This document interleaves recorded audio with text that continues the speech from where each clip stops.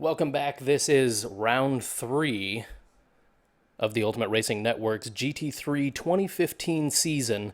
We're here at Catalunya on the GP circuit. Now we're going to have 20 minutes of qualifying here. They'll actually have 20 minutes and then they get to finish that lap. We're going to be looking for some very, very quick times from these guys. We saw some great action last week, and this week I think we're going to see even better as this track it is certainly has less challenges, I would say, than Hockenheim. I'm Ryan McDowell, Siphon68, your host, and joining me in the commentating booth, as always, Matt Tucker.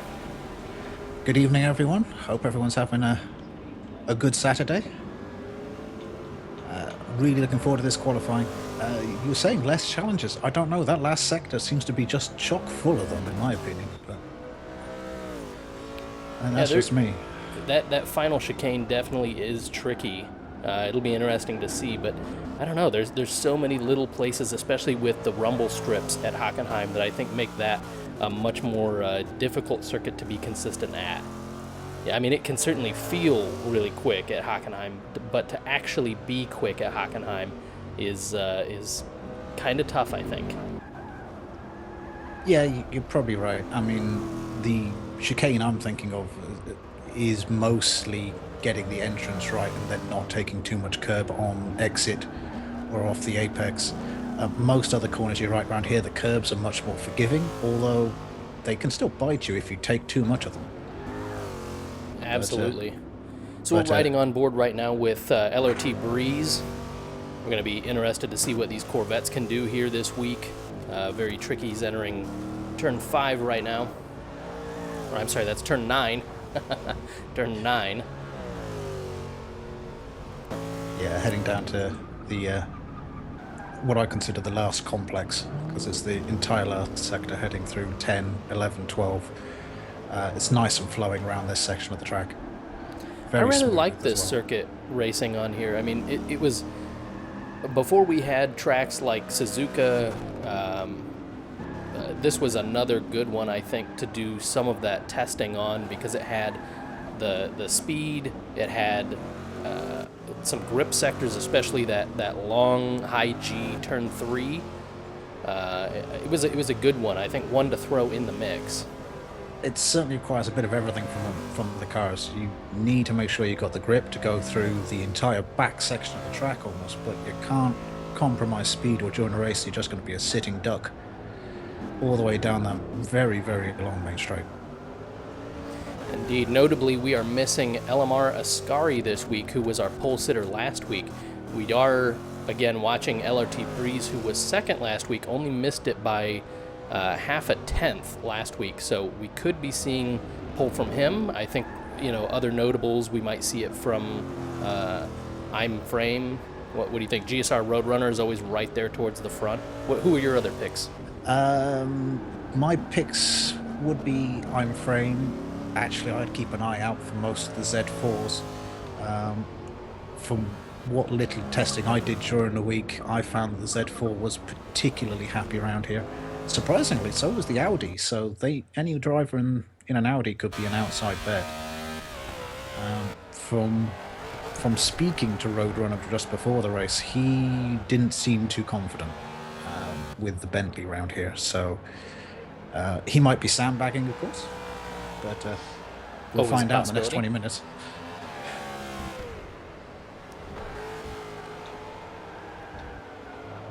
So they still are working on looks like they're just about to finish up their first real attempt here on their flying lap. We're on board with I'm Frame right now,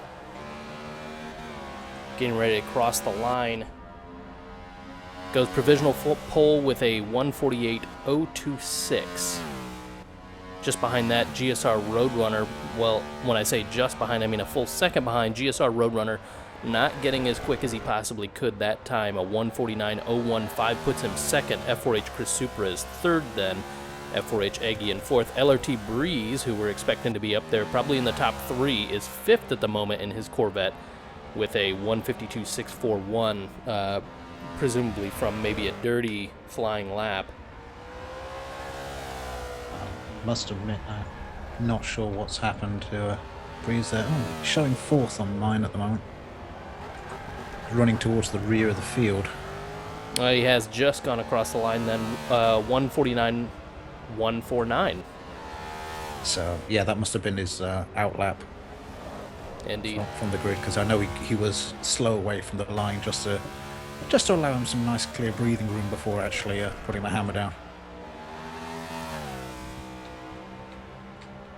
Still very impressed by that time from in frame, although I must admit I am expecting him to possibly dip into the 47s. I don't think you're going to get much faster than a mid 47, so that's pretty much on pace. Yeah, indeed. For right now, we're going to switch to 10th place, LER Hydro, and also his BMW Z4. He's got the DHL livery on there. That's a pretty sharp-looking car. I must say I've been enormously impressed with some of the paints that are running this week. Yeah, no doubt.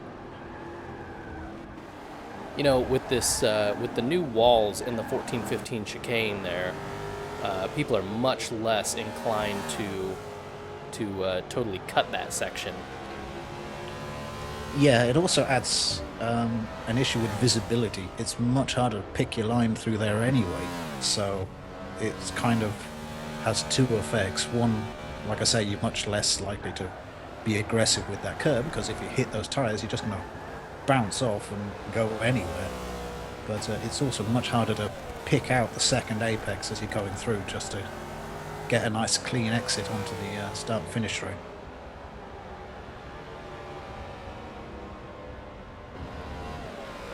Some very tidy driving here, even if he is currently showing in 13th place.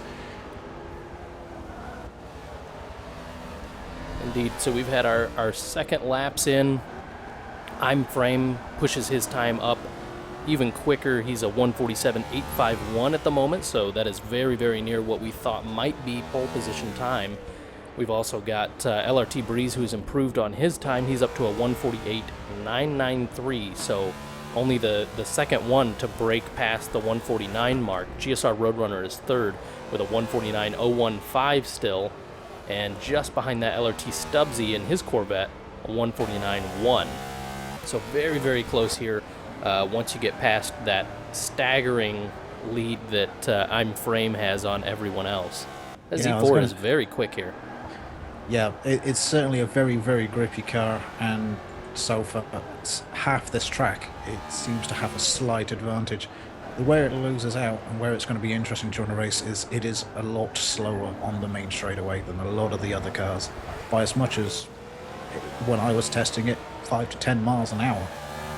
Yeah, so. Indeed. And I think you nailed it there. It's really just one, it's not even a full sector. It is just that final, from the last turn to turn one, is where he's going to be disadvantaged if he doesn't have somebody to grab draft off of.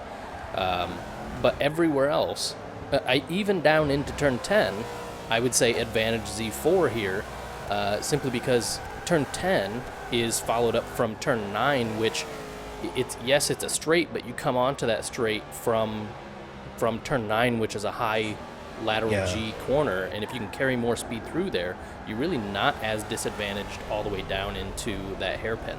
Yeah, the straight between 9 and 10 just isn't really long enough to hurt the Z4 too much, but it feels so much pain on that main straightaway. Lap 1 and 2 is going to be particularly interesting, because if he doesn't break a gap, he's going to be a sitting duck. Particularly to Breeze, that Corvette is so fast on that main straight. Just as we say that, F4H Eggy moves himself up into second, a 148.510. So he makes a giant step forward for F4H and his Z4. So yeah, it does look like the Z4s are quite strong this week. We've got one Bentley in this lobby, and he's currently running fourth. That's GSR Roadrunner with that 149.015. Still looking good in 148s. We think that's possible. 147s might be difficult for him this week. Yes. I'm not even sure if the 47s would be at all possible for the Bentley around this one. It struggles on two main corners. One is turn 3, getting its power down round whilst turning as well. The Bentley struggles with that somewhat. So turn 3 is really tricky for it. Oh, just flicked over to look at Roadrunner, and he's half off the road again. You got to give it everything, though, don't you? I mean, you can't blame these drivers for putting it all out there. Oh, qualifying, you know, if you're not putting it all out there, then you're approaching it wrong. Yeah, right. Yes, you might want to bank a lap in at the start, but once you've got one, you should just be going all out, riding every curb you can get away with. But yeah, there's a couple of corners, like I said, that one and turn 9, as we mentioned previously, keeping its power down around over that crest is quite tricky for the tank of a car that it is. Now on board with FAF helmet. His red and black liveried Z4 here. He's currently running 12th with a 150.796. Do remember that there are 2 other lobbies running concurrently side by side with this one that we could potentially, you know, as last week we got pole position in a lobby that wasn't the front lobby. I think that's unlikely this week as they continue to the qualifying lobbies continue to evolve, and last week was only the second round, so I think that is unlikely that we will see a super fast, you know, pole be taken by a different lobby. But remember that we do have 2 more full lobbies of drivers here. Well, hopefully they're full. Yeah, I wouldn't be surprised if some of the drivers who may have already missed a week and thus would be in, say, lobby 2, I wouldn't be too surprised if we see a few in the top 10. I'm not sure whether we would see anybody challenging for pole, but been surprised before. Hockenheim being a good instance of it. BMW, even for ones running, you know, helmeted in 14th, it just looks so planted around here. Let's see what top speed he gets up to. Is at 150 right now, 153, and heavy on the brakes. Yeah, if you wish to have a comparison, check one of the Corvettes down the end of the straight, or the Bentley, and you can see the difference then. See what GSR Roadrunner. I think the Corvette's probably going to have it, because the Bentley, I think he'll probably have that set up for grip as much as possible. However, he's still going to be hitting higher than 153, I imagine. He's already there. 160, 163, 165, 170, 171, and heavy on the brakes. So wow, nearly a 20-mile-an-hour difference just in setup. Maybe he's trying to exploit the advantage of that Bentley on the straight, you know, sort of rocket power, if you will. Yeah, certainly. The Bentley's main strength is pulling out of corners. It's got so much torque, but again, I would expect the Corvettes to maybe have a slight edge on the actual top speed. But so LRT Breeze is snatched back second. He's a 148.325, but just as we say that, I'm frame goes even quicker by another tenth, a 147.762. So he's still a half second or a little bit more than a half a second faster than second place LRT Breeze. F4H Eggy improves, but not enough. He's at a 148.438, so just picks up a tenth there. LSR Worst Man, he comes up to fourth, so that's good performance from him and his Z4. He's a 148.928. GSR Roadrunner still lingering with that 149.015. He's really going to be itching to get into those 148s, I think. Maybe it's set up. Maybe it's set up, or maybe that's just all the Bentley has. It's possible. We're well past the halfway mark at this point. We've got 8.5 minutes left of qualifying as we ride on board here with LSR Worst Man. Just had one or two go through the pit lane. Maybe if you just decided to put some fresh tyres on for the last stint or so. Yeah, we do have 3 drivers that are still not able to break the 150 mark. We've got 12th place F4H Devil in the 150.544. We've got LER Hydro 13th with a 150.728. And we've got FAF Helmet, a 150.796. The rest are generally low 49s or quicker. Yeah, it's impressive pace from everybody out here. I was thinking the cutoff for Lobby 1 would be around the 150 mark, just from what I've been reading on the forums. So, I'm very impressed. That's what you're thinking for the, what do you think for the split, Lobby A split? Yeah, the Lobby A split, I was thinking about 150, maybe as low as 151, depending on how certain cars are performing. For instance, I don't think we've got an Audi actually in this lobby. No, so. I think last week we had TLR Madara that was in that top lobby with us, qualifying and in the race, and it looks like he's missed out on qualifying. I think we're going to miss him for the race, and we do see LSR Worstman getting just a bit too hot there into turn 3. Goes off into the dust a bit. Again, guys, this is the Ultimate Racing Network. If you want to head over there, you like what you see, definitely head over to the ultimateracingnetwork.com, get signed up, register. You'll see on the website there's sort of a sign-in button at the top. Hover on that, and there'll be a registration option there. Get registered, head over to our forums, get yourself a turn race number. You see all these cars have race numbers here. They've requested these numbers. They get to keep these numbers for basically as long as they're active.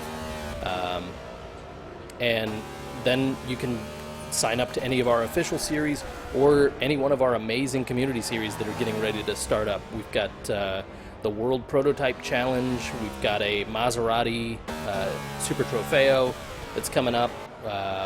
What else? We've got the Extreme GT by the XPR guys. That's going to be kind of interesting. Their take on Super GT, 2-class racing that I think will be pretty good. We've also got Masters Season 3 that is right around the corner and sort of ripe for the picking. There's a hardcore series in that as well, where you can choose to run without the driving aids, and you'll be ranked separately from those that do run that. So it kind of showcases those drivers that want to run with slightly less aid, and shows off their skill a bit more. Yeah, I'm certainly interested in seeing how the new hardcore series works in the Masters. Unfortunately, it runs on a night that I can't quite make. Otherwise, I'd be there myself, because I also love the GT86, and I tried the build out that you're currently using on that Master series, and it's a lot of fun. Bit sideways, but a lot of fun. It is a drift machine, isn't it? It will keep people awake. That's for sure. All right, let's take a quick look and see if we have any improvements. We've still got I'm Frame in first with that 147.7. We've got LRT Breeze in second with a 148.3. F4H Eggy in third with a 148.4. Very nearly just a tenth behind LRT Breeze there. LSR Worstman in fourth there with the 148.8. Wow, very, very close is F4H Chris Supra, who improves his Z4 to a 148.823, nudging ahead of GSR Roadrunner. Roadrunner now down in sixth as a result of that. We've got LRT Nath in the... Wow, we've got a whole pack of Corvettes again with all the LRT guys. 7th through 10th are all Corvettes. That sounds very reminiscent of Hockenheim, doesn't it? So we've got 149s for that whole group. And then we've got FAF Stone Stig in 11th, LER Hydro 12th, FAF Helmet in 13th, and F4H Devil has already left the session but did log a 149.9 before he left. Right, so that would put him in something like 12th? 11th to 12th? I don't have the timing in front of me, unfortunately. Yes, that would put him 12th at the moment. So he did manage to get out of the 150s and probably just declared that's probably the best he's going to do in this session. We do have 3 minutes left. Well, really, 3 minutes left for us. We've got just a little bit over a minute for them before they're called to finish their final laps. And this qualifying session will come to a close. We do have the race here for Catalunya. It's going to be at the top of the hour. So just in about a half an hour's time, we'll see this regridded. The top 20 will be in Lobby A. Just going through what I can see on my screen, it seems Chris Supra's getting his rhythm, because I think he's now up in fourth. Indeed, good spot. Chris Supra up to fourth with a 148.7, so just a tenth quicker than fifth place LSR Worstman. That's what it takes, though, because that area is very, very tight. And Stubbsy has also moved ahead of Roadrunner now.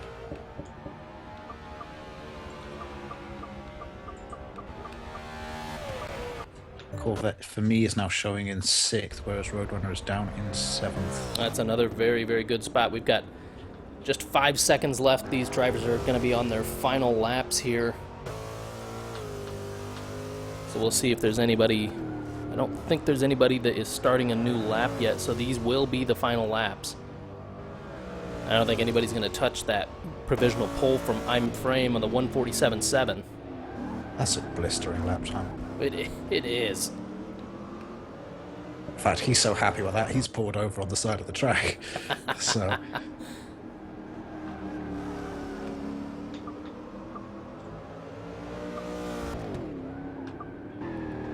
You see LRT here using all of the road and then just a tad more as he kicks up some dust. He's getting ready to finish his lap here. Yeah, we've only got a couple of people who are trying to finish this lap, so they obviously think they're onto something. We've got Eggy coming into the final section now.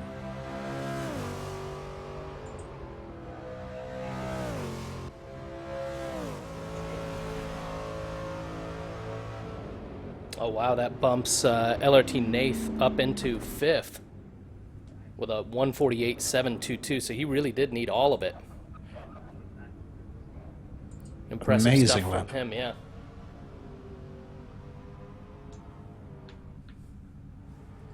I don't think we have anybody else still out there. I can't see anyone. No, they're all parked up pretty much now at turn 1. Doing right, donuts perfect. in the sand. All right, guys. Well, we will be back in just a bit. We'll get these results tallied up. We'll be back in roughly a half an hour's time for the race. Stay tuned for that. It's going to be one heck of a race. Thanks for watching, guys.